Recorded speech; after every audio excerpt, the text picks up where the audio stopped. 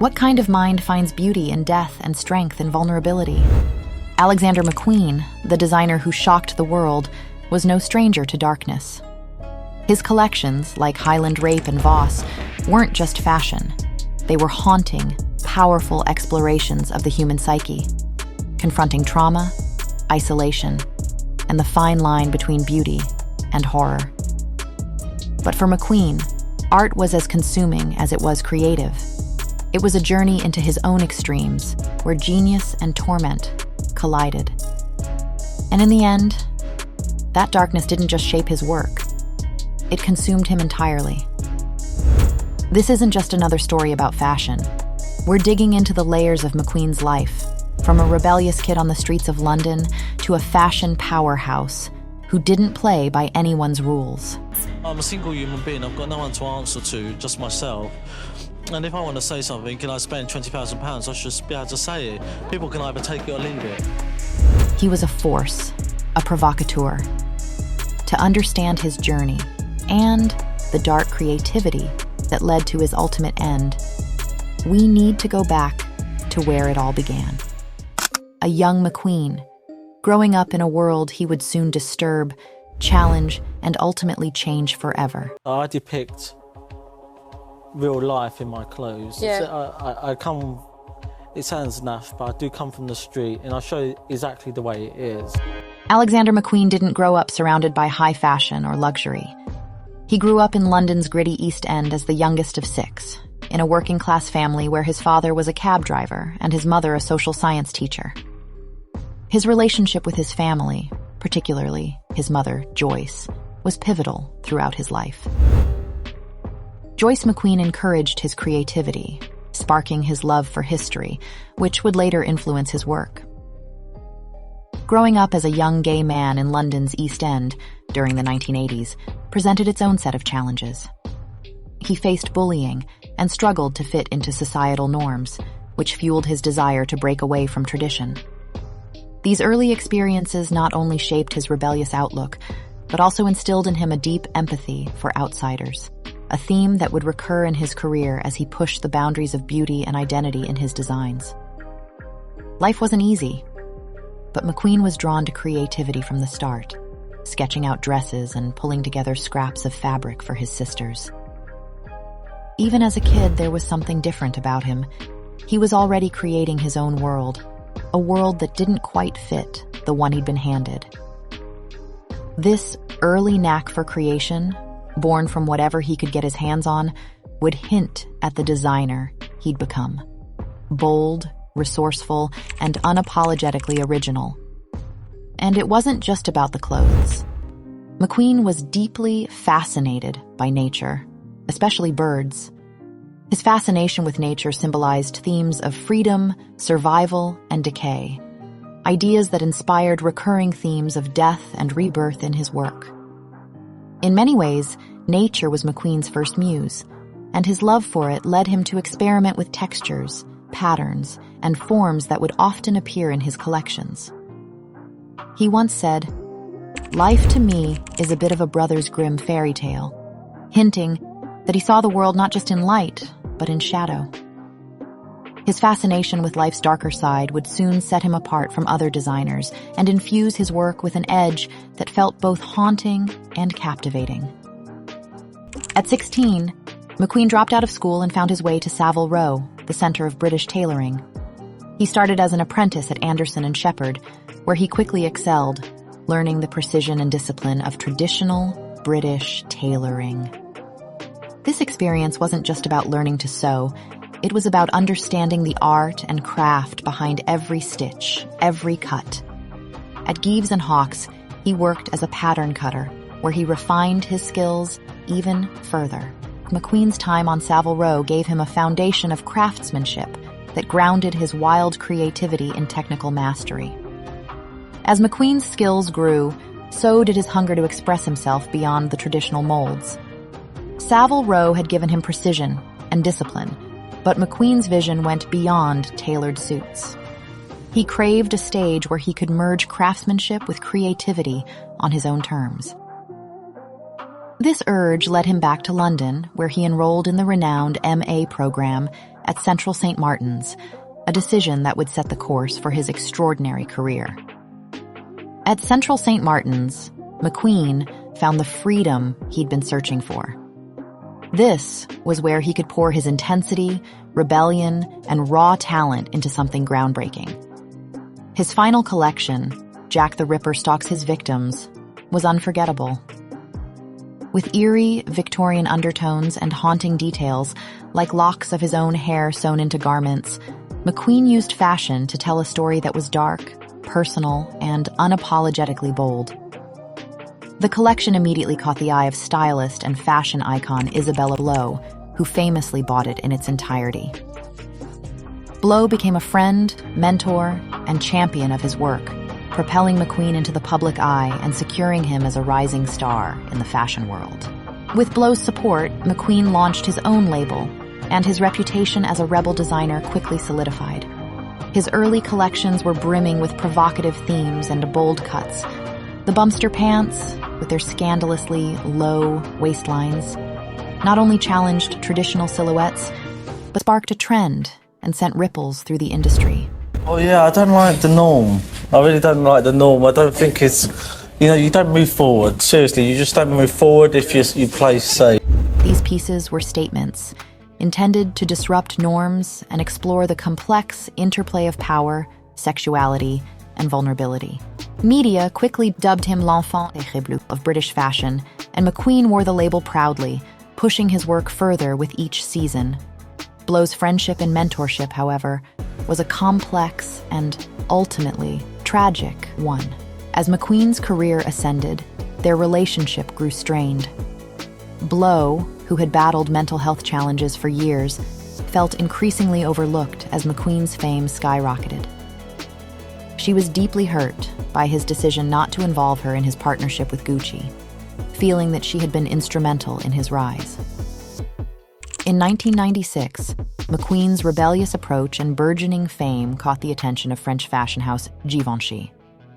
At just 27, he took over as head designer, succeeding John Galliano, but he didn't enter quietly. McQueen's first collection for Givenchy was a striking departure from the house's refined elegance, causing a stir among critics and audiences alike. He later admitted that he took the position primarily for financial reasons, finding the structure at Givenchy confining to his creativity. Still, his time there expanded his influence globally, allowing him to merge French couture techniques with his distinctly British edge, a combination that would become a signature of his later work. However, McQueen's heart remained with his own label, where he continued to push boundaries in ways that shocked, inspired, and often disturbed. His shows became known for their theatrical and immersive experiences, blending fashion with art and performance. Collections like Highland Rape and Voss were more than just displays of clothing. They were visceral, provocative statements on themes like trauma, identity, and societal decay. These shows didn't just captivate, they polarized. Critics' reactions swung from admiration to outrage, often interpreting or misinterpreting the darkness and rawness that permeated his work. While some saw these elements as groundbreaking, others questioned the intent behind his exploration of trauma and aggression. This fluctuating reception only added to McQueen's complex image, as audiences grappled to understand whether his work was a reflection of his inner battles, a critique of society, or an invitation to confront their own discomforts. As McQueen continued to carve his niche in the industry, his shows became ever more ambitious, each one more theatrical and complex than the last. By the early 2000s, his reputation wasn't just as a fashion designer, but as a provocateur and storyteller, unafraid to challenge the industry's limits. To me, it's kind of sad that people put so much importance on clothes when actually all you do is wear them. And like I said, it's not going to cure you of AIDS or cancer, so let's not try to put that much importance on it. You either like them or you don't. If you don't like them, don't buy them.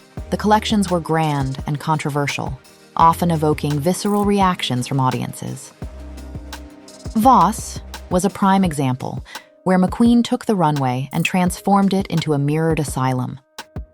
Models, dressed in bandages and with faces covered, moved within a mirrored glass box, an eerie enclosure that forced the audience to confront their own reflection before seeing the models. The show's finale, a shocking reveal of a naked woman covered in moths and hooked to a respirator, was a powerful, haunting image that spoke to themes of entrapment and mental fragility. McQueen's fearlessness in confronting dark themes was partly shaped by the personal struggles he faced, which deepened as his fame grew. Even with success, he struggled to balance his explosive creativity with the pressures of the industry. With a demanding schedule and high expectations for each collection, the toll on his mental health became increasingly apparent.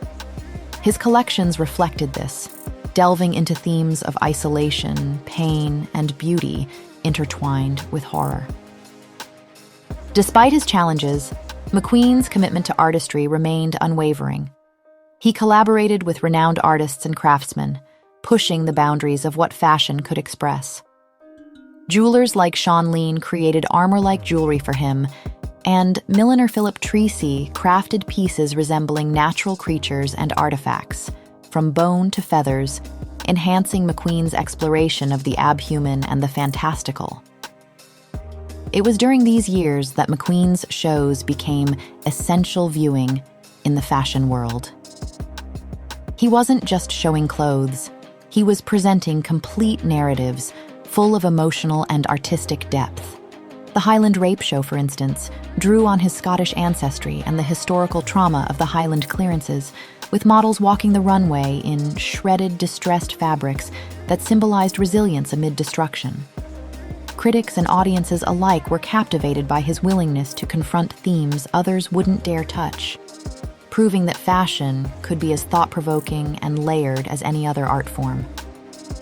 As the years went on, McQueen's shows evolved from spectacle to cultural events, each one raising the bar on innovation and theatricality. By 2006, his work had reached new heights with The Widows of Culloden, a collection that revisited themes of heritage and tragedy. The unforgettable finale featured a hologram of Kate Moss, ghostly and ethereal, floating above the runway, a masterful use of technology that left the audience mesmerized and brought him critical acclaim. This holographic effect, inspired by 19th century theater tricks, highlighted McQueen's ability to blend historical references with cutting-edge creativity. Even as his star rose, the pressures took a toll on his mental health. The combination of industry demands, his perfectionism, and personal battles weighed heavily on him. His work became an outlet for these struggles, exploring darker themes with increasing intensity. In Horn of Plenty, for instance, McQueen offered a grim satire of the fashion industry itself, using recycled materials and exaggerated silhouettes to comment on excess and consumption. The collection was both a critique and a reflection of his complex relationship with the industry that had made him a star. With each collection, McQueen was not only pushing the boundaries of fashion, but also challenging the expectations and ethics of the industry. His final full collection, Plato's Atlantis in 2010, was a stunning blend of nature, technology, and mythology, featuring intricate reptilian prints and the now iconic armadillo boots. This show became the first to be live-streamed, expanding McQueen's reach and influence even further. Tragically, it was also the last collection he would see through, as his battle with mental health reached a breaking point shortly afterward. The success of Plato's Atlantis in 2010 seemed to underscore McQueen's limitless potential, but beneath his visionary accomplishments, his personal struggles had become more intense. The tragic loss of Blow in 2007, after years of mental health struggles, marked a turning point for McQueen. Their relationship had grown strained over his career's rapid ascent, but her absence weighed heavily on him, adding complexity to his already turbulent life. This loss, coupled with his mother's death in early 2010, darkened his final works, as if they were a reflection of his own inner collapse. Just days later, McQueen took his own life, sending shockwaves through the fashion world and beyond. His death marked the end of an era, leaving behind a legacy that was both influential and haunting. Following his passing, McQueen's longtime collaborator, Sarah Burton, was appointed creative director of his brand.